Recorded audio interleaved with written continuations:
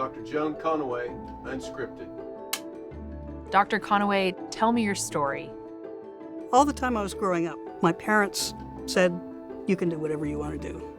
They were both biochemists, and they both had a scientific approach to just about everything that they did.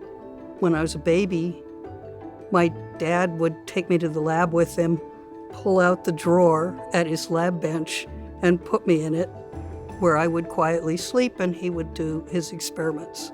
And throughout elementary school, I would often go to the lab with him. He would set up little experiments I could play with.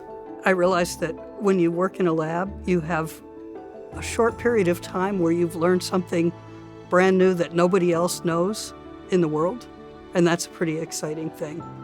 I went to a women's college that had a close relationship with a men's college down the street, so lived in a very co-ed environment where the assumption was that women could do everything and anything that they wanted to. I went to work in the Department of Structural Biology at Stanford, and I somehow never managed to order a key reagent for experiments that I wanted to do in time.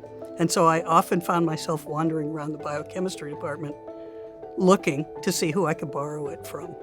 And so in my wanders, I met Ron. Working together with Ron was probably, other than being married to him, was the best thing that ever happened to me. We started working together on March 22nd, 1984. And that was the first date in the notebook from the work that we did together. We didn't have kids at home, so our lab members really became our family. And so it came to be known as Ron and Joan's mom and pop biochemistry shop. Was there a moment in your research journey that reaffirmed why you chose this field? We had identified a protein that we found, at least in the test tube, made the enzyme RNA polymerase copy RNA from DNA faster. We had published the molecular cloning of a couple of the pieces of that transcription factor and got a call from Rick Klausner, who at the time was the director of the National Cancer Institute. And he said that he and his colleagues were working on something called the von Hippel-Lindau tumor suppressor, and that they had pulled out some proteins that looked an awful lot like some of the pieces of our transcription factor.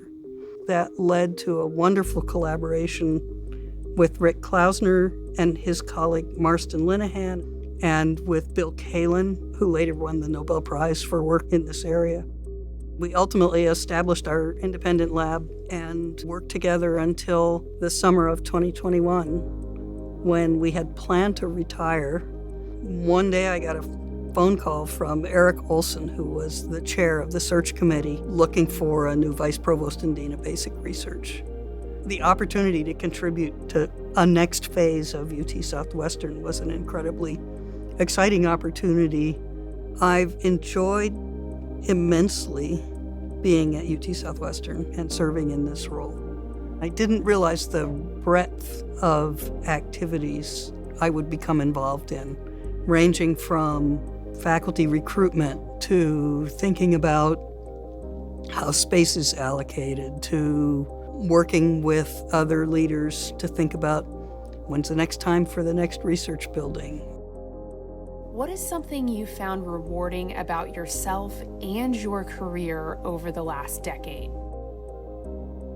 One can take just as much pleasure and get just as much personal satisfaction from helping to support the research of other people that you can from driving your own research. As a scientist and a researcher, I've been incredibly lucky.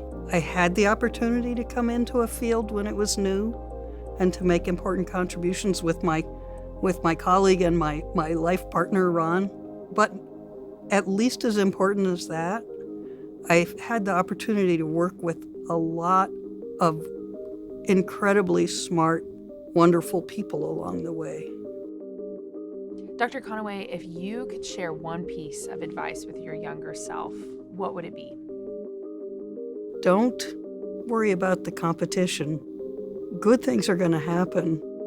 Just sit back and enjoy it.